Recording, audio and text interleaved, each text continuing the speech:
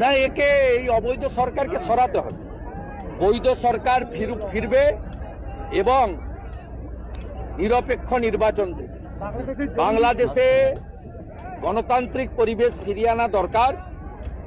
আচ্ছা নরভজ, আমাদের বাংলাদেশে আওয়ামী লীগ থাক, বিএনপি থাক, আর ডক্টর ইউনূস স্যার থাক, তাদের তোর প্রবলেমটা কোন জায়গায়?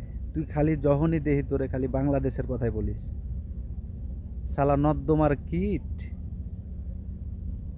তোর ইন্ডিয়াতে যে হলো মোদি ছাড়ছে না 16 বছর ধরে গদি, আমরা কখনো কিছু বলতে গেছি যে অবৈধ সরকার, অবৈধ সরকারকে হটাইতে দেবো? তোদের বাংলাদেশ নিয়ে এত মাথা ব্যথা কেন?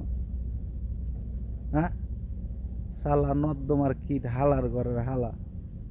বাইঞ্চোদ তোর ওই মুখে, তোর ওই মুখে আর বাংলাদেশের কথা উচ্চারণ করবি না তুই, সালা নরভজর।